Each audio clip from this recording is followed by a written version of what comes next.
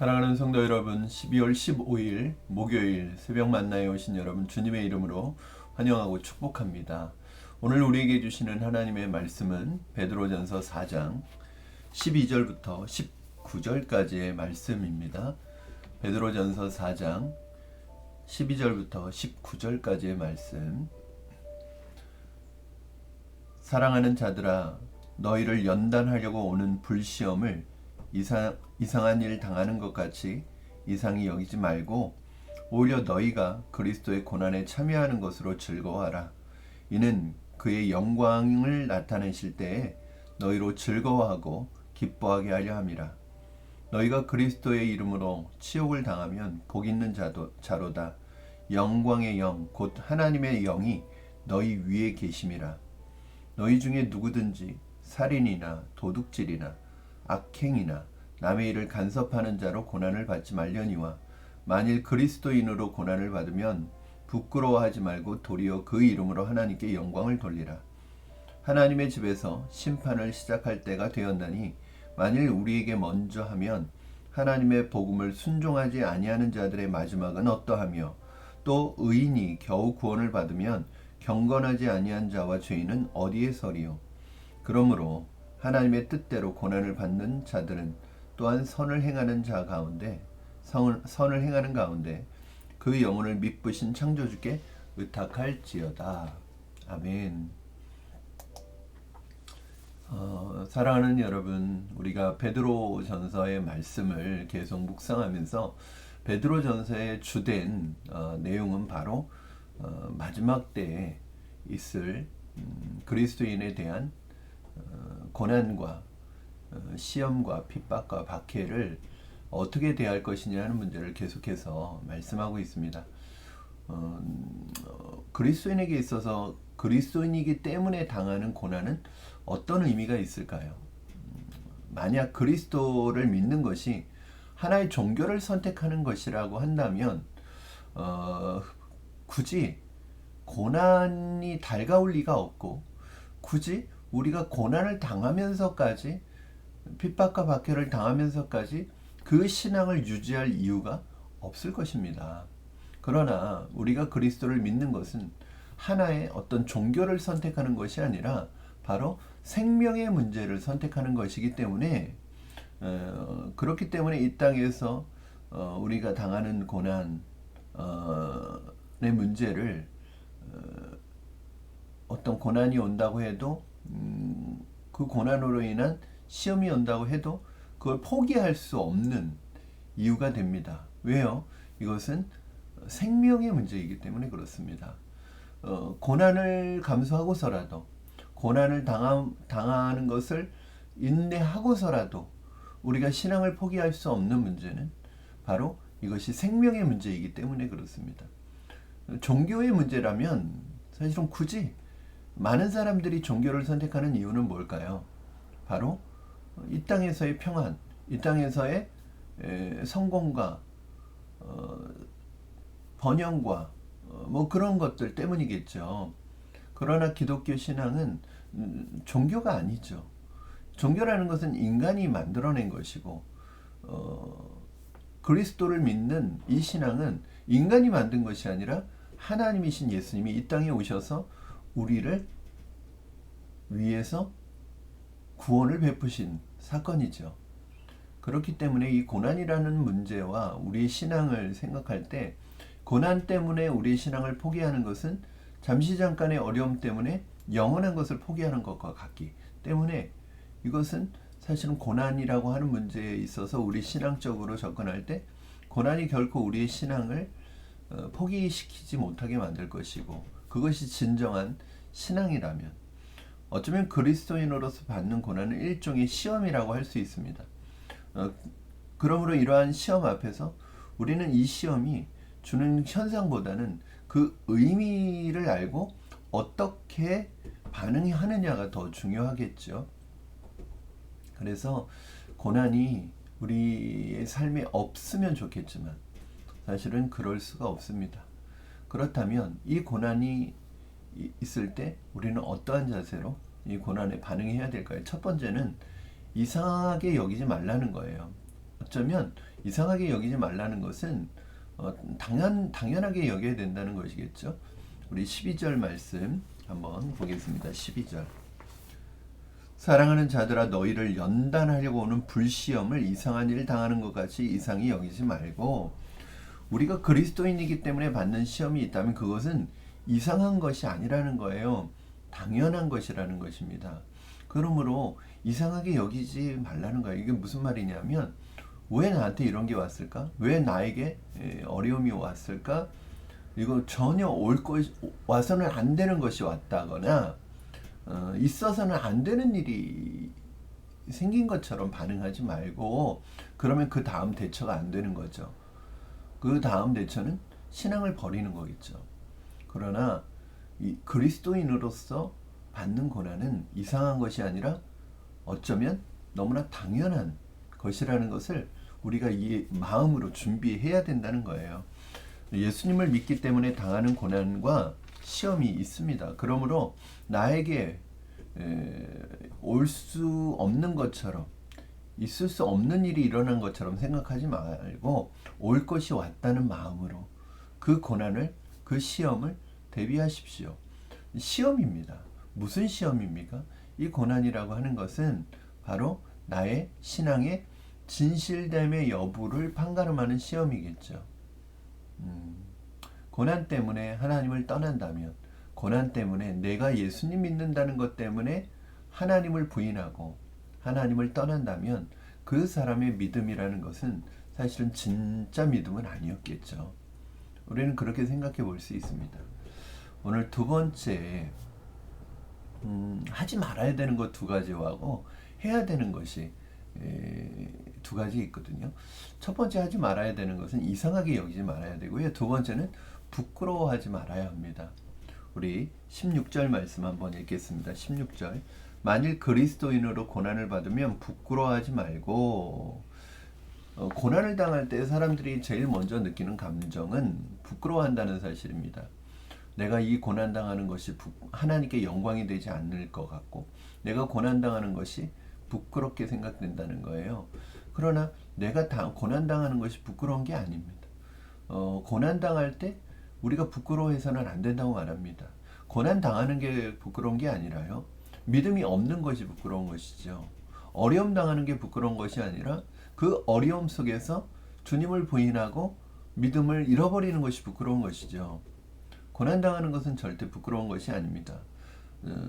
그러므로 우리가 고난당할 때 부끄러워하지 말아야 한다고 말씀하고 있습니다. 오히려 어떻게 해야 된다고 말씀하고 있죠? 16절.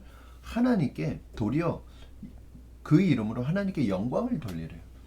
부끄러워할 것이 아니라 하나님께 영광을 돌려야 되는, 우리가 그리스도의 이름으로 받는 고난, 그리스도인으로서 받는 고난은 부끄러운 것이 아니라 오히려 하나님께 영광이 된다는 사실을 여러분 기억하시기 바랍니다. 하나님이 영광스럽게 생각하신다는 거예요.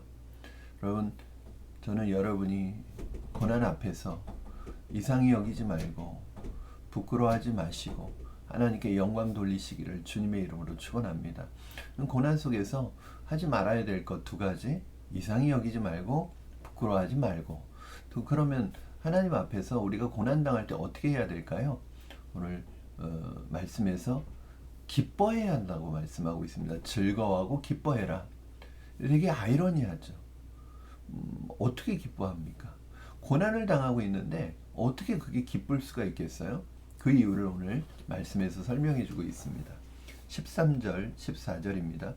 오히려 너희가 그리스도의 고난에 참여하는 것으로 즐거워하라.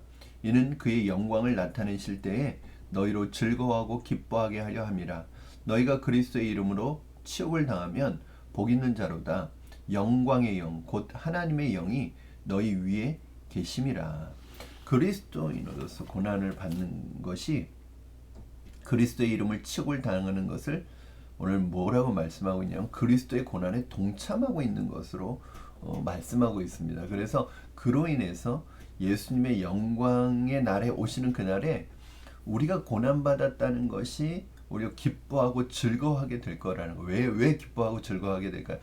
이 고난당한 것이 내가 바로 그리스도인이라는 증거이고, 내가 그리스도인으로서 고난을 받는다면 내가 그리스도인이라는 증거이고, 내가 그리스도인으로서 제대로 살고 있다는 증거예요.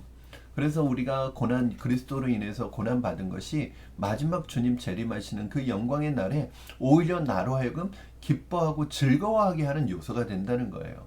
오히려 우리는 주님 오시는 그날에 내가 주님 때문에 당한 고난, 이것은 주님의 고난에 동참하는 것인데, 그 고난이 있다는 것이 오히려 우리에게 기쁨이 된다는 거예요. 오히려 내가 이 세상 살면서 그리스도인이기 때문에 주님 때문에 받는 고난이 없다면 주님 오시는 그날에 주님 앞에 섰을 때 오히려 부끄럽겠죠.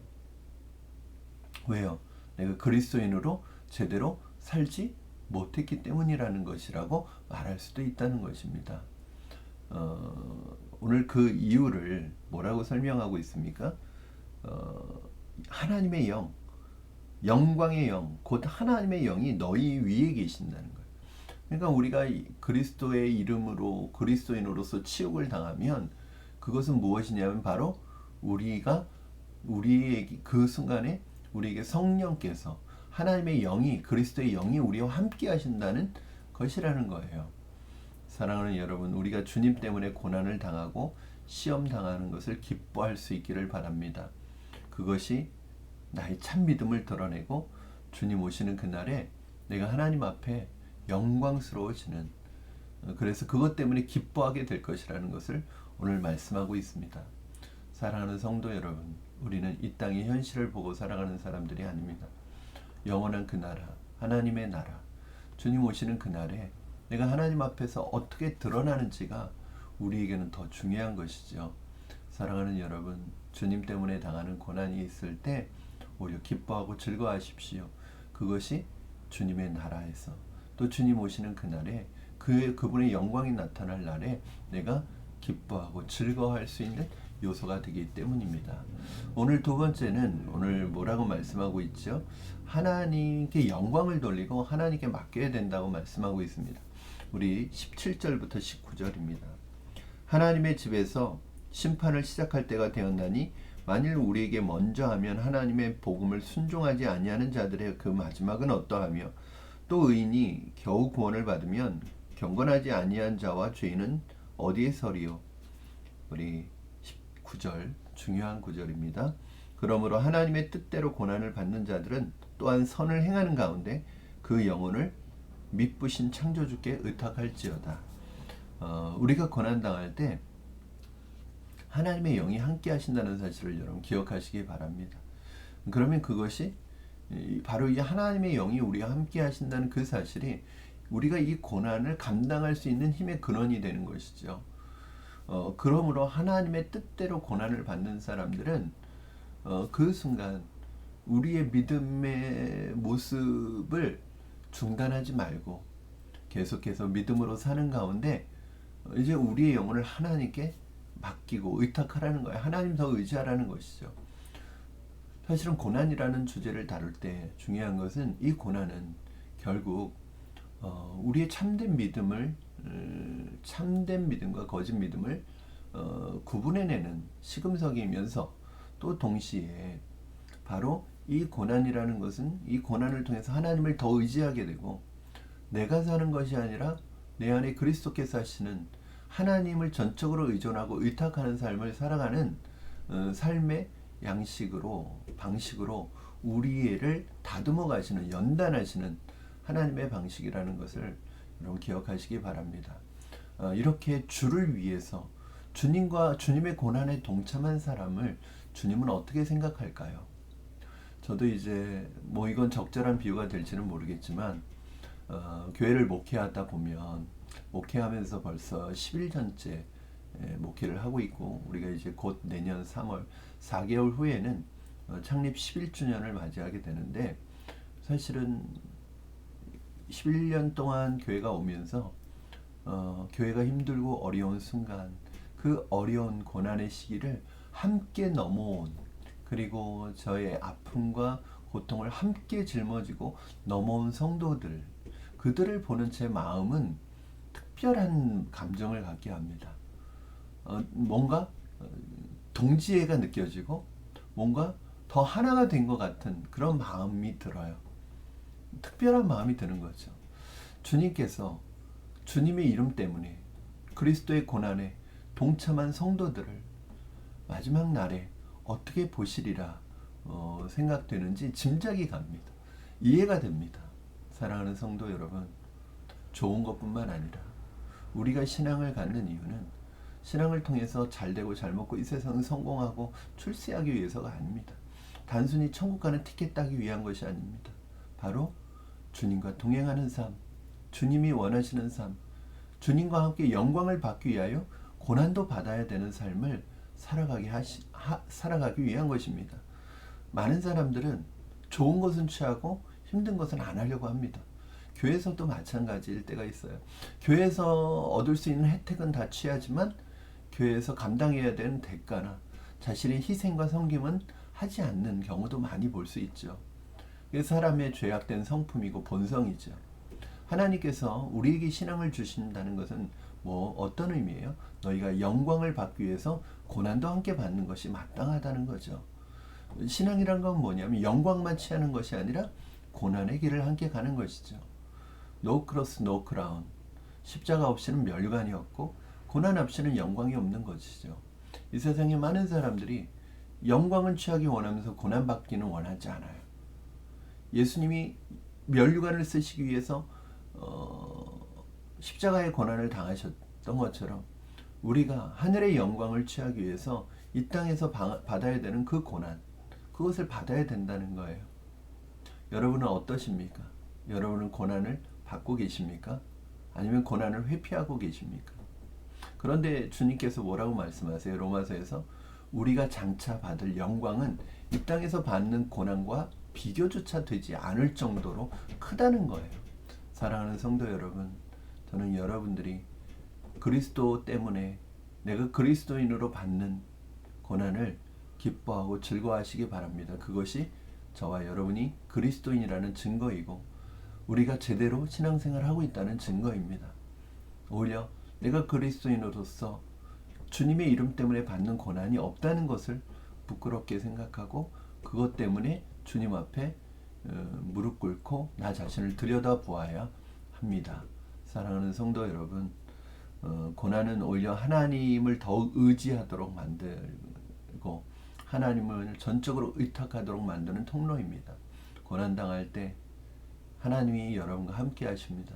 전적으로 하나님을 의탁하시고 하나님께 맡기시는 여러분 되시기를 주님의 이름으로 축원합니다. 고난의 문제가 결코 쉬운 문제는 아닙니다. 사람들이 기본적으로 느끼는 심성은 다 비슷합니다. 고난을 좋아할 사람이 어디 있겠어요. 그러나 나에게 있어서 가장 소중한 것, 내게 있어서 가장 귀한 분, 귀한 존재를 위해서 당하는 고난은 고난으로 생각지 않습니다. 저는 여러분에게 주님이 여러분이 고난을 감수하고서라도 여러분이 소유하기를 원하시는 분이 되기를 주님의 이름으로 축원합니다. 기도하겠습니다. 살아계신 하나님 아버지, 베드로전서의 말씀을 우리가 묵상하면서 하나님 앞에서 나는 고난받을 준비가 되어 있는지, 고난을 자연스럽게 여기고 있는지 돌아봅니다. 영광은 취하기를 원하고 축복을 받기를 원하지만 주님과 함께 고난받는 일에는 인색한 우리의 모습을 봅니다. 하나님, 주님의 이름 때문에, 내 신앙 때문에, 내가 주님을 믿기 때문에 당하는 어려움과 고난과 치욕이 있다면 하나님 기뻐하게 하시고 그것으로 인해 마지막 날 주님 앞에 내가 주님 앞에 드러날 기뻐함의 기쁨의 요소가 있다는 것 때문에 오늘 하루 또 우리에게 주어지는 그 고난의 현장을 믿음으로 잘 해석하고 극복할 수 있도록 도와주시고 영광의 왕, 그 하나님의 영이 우리와 함께 하시기 때문에 우리는 승리할 줄로 믿습니다. 주님께 맡기고 오늘 하루도 나의 고난을 주님께 맡기고 주님 손에 의탁하며 나아가오니 나를 단련하여서 정금처럼 정말 순결한 하나님의 도구로 사용하여 주시고 세워 주시옵소서. 오늘 하루도 우리 푸른나무교회 모든 성도들 이 마음을 가지고 주님 앞에 살아가기를, 세상에서 살아가는 귀한 성도들 되도록 축복하여 주시옵소서. 감사하며 예수님의 이름으로 기도하옵나이다. 아멘. 사랑하는 성도 여러분, 오늘 하루도 주님의 은혜가 여러분에게 풍성하기를 주님의 이름으로 축원합니다. 우리 내일 또 이번 주가 마지막 새벽 만나 말씀으로 여러분 찾아뵙도록 하겠습니다. 오늘 하루도 추운 날씨에 건강 유의하시고 주님 안에서 승리하는 하루 되시기를 축복합니다. 사랑합니다.